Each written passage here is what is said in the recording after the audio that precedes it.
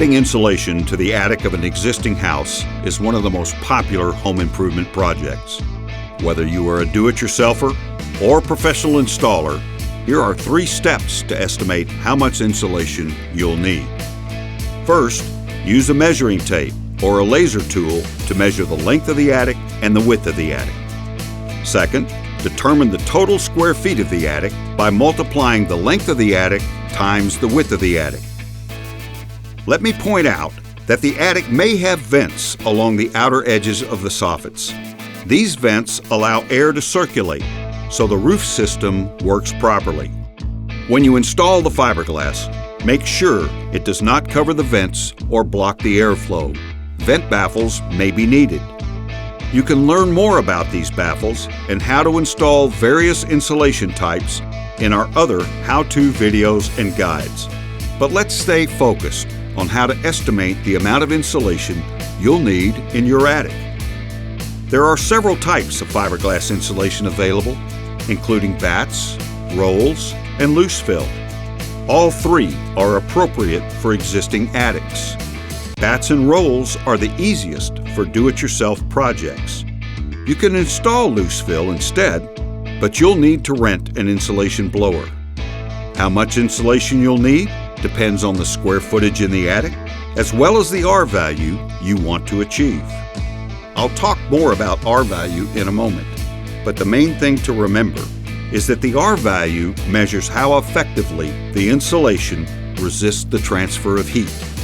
Now, on to step 3. Divide the total area of the attic by the number of square feet specified on the insulation product package. This number determines how many packages of insulation you need to buy. Make sure that you round up to the nearest whole package.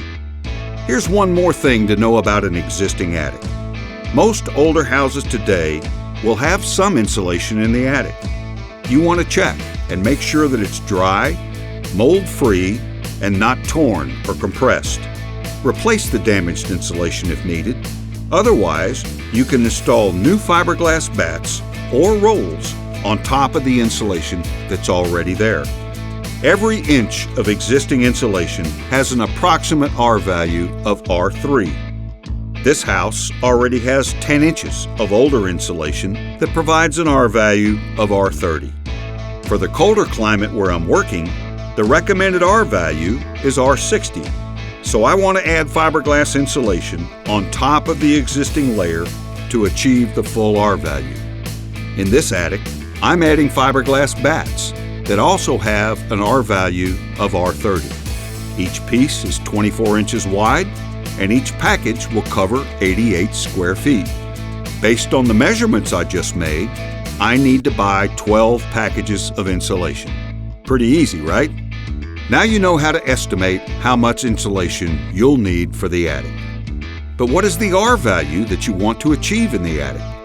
Basically, the higher the R value, the greater the insulating power of the fiberglass.